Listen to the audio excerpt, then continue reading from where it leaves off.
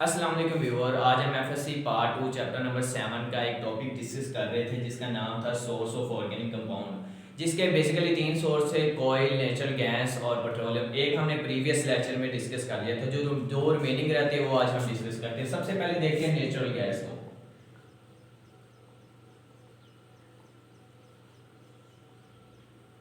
Natural gas जो होती है वो बेसिकली मीथेन होती है। ये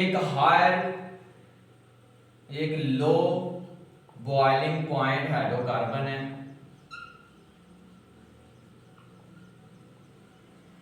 जिसका जो बॉइलिंग पॉइंट होता है वो रेंज करता है 20 से लेकर 25। इसके अलावा जो नेचुरल गैस में हमारे पास हायर हाइड्रोकार्बन भी हैं, जिसमें है इथेन, प्रोपेन, ब्यूटेन। इनके अलावा और भी हमारे पास गैसेस होती है जिनमें कार्बन डाइऑक्साइड है, हाइड्रोजन है और हीलियम है। तो ये जो नेचुरल गैस है ये यूज होती है एज एनर्जी सोर्स।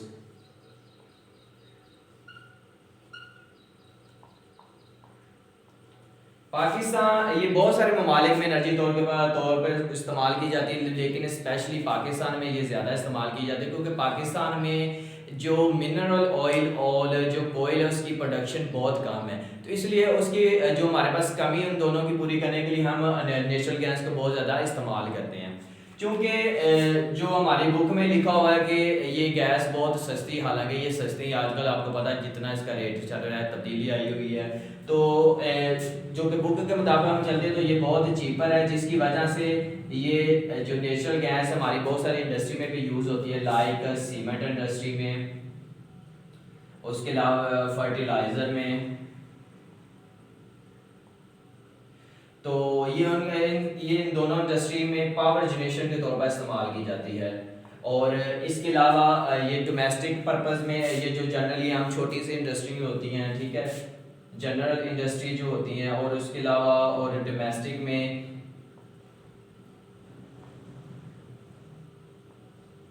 ये एज ए फ्यूल के तौर पर इस्तेमाल की जाती है। तो ये हमारे पास जो नेचुरल गैस का जो छोटा सा हमारे पास टॉपिक था, जो ऑर्गेनिक कंपाउंड का जो सोच है जिससे हम ऑर्गेनिक कंपाउंड को हासिल करते हैं। तो इसके अलावा हमारे पास जो अगला रिसोर्स है वो है पेट्रोलियम।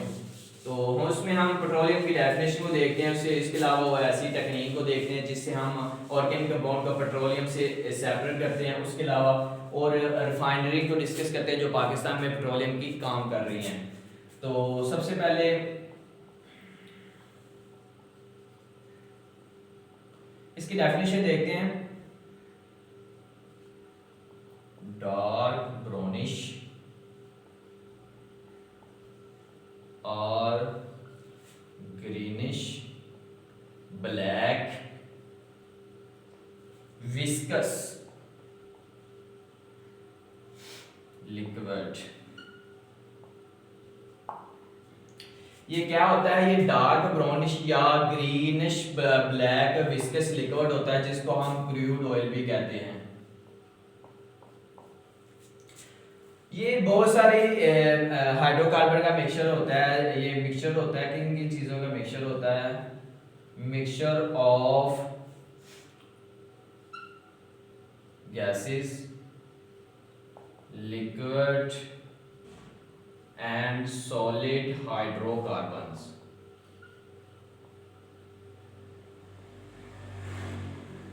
ये गैसेस, लिक्विड और सॉलिड हाइड्रोकार्बन्स का ये मिक्सचर होता है। अब हमने इन हाइड्रोकार्बन को सेपरेट करना है, गैसेस को सेपरेट करना है, लिक्विड को सेपरेट करना है और सॉलिड को सेपरेट करना है। तो हम इनको किस तरह सेपरेट करेंगे? तो हमारे पास एक टेक्निक है जो कि हमने प्रीवियस लेक्चर में भी डिस्कस की थी, जिसका नाम है फ्रैक्शन डिस्टिलेशन।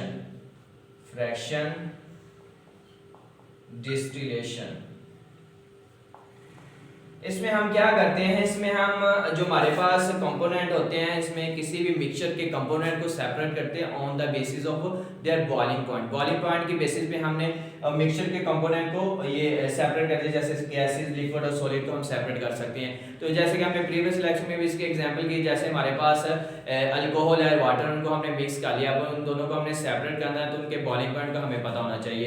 जैसे कि अल्कोहल का बॉइलिंग पॉइंट 80 होता है और वाटर का 100 होता है। तो अब हमने इन दोनों को सेपरेट करना है, तो इनको हम हीट करेंगे। जब बॉइलिंग पॉइंट 80 पर पहुंच जाएगा तो जो वाटर जो होगी अल्कोहल, उसके पार्टिसिपेट, उसके जो वेपर बनना स्टार्ट हो जाएंगे।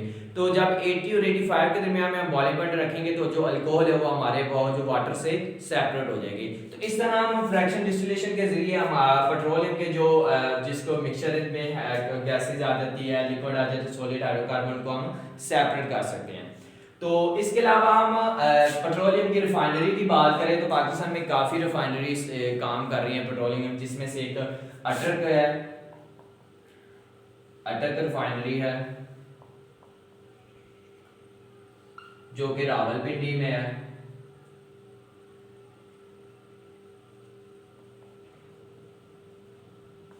तो ये अटक रिफाइनरी रावलपिंडी में काम कर रहे हैं, जिसकी जो रिफाइनरी की जो कैपेसिटी है वो है 1.2 मिलियन टन।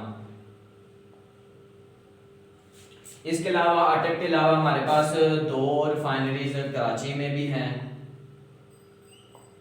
जिनकी जो रिफाइनरी कैपेसिटी है वो है 2.13 मिलियन टन। इनके अलावा एक और भी हमारे पास है पाक अर्बन रिफाइनरी। तो इस तरह हमारे पास बेसिकली बहुत सारे और भी रिफाइनरीज हैं जो पाकिस्तान में पेट्रोलियम के रिफाइनिंग के लिए काम कर रही हैं। तो ये जो थर्ड नंबर पे जो हमारा सोर्स था वो था पेट्रोलियम। तो इसको भी हमने बेसिकली इसके जो मेन पॉइंट हमने डिस्कस कर लिया। उम्मीद है आपको ये जो सोर्स ऑफ ऑर्गेनिक कंपाउंड समझ आ गए होंगे। इंशाल्लाह अगले लेक्चर में मुलाकात होगी। अल्लाह हाफिज़।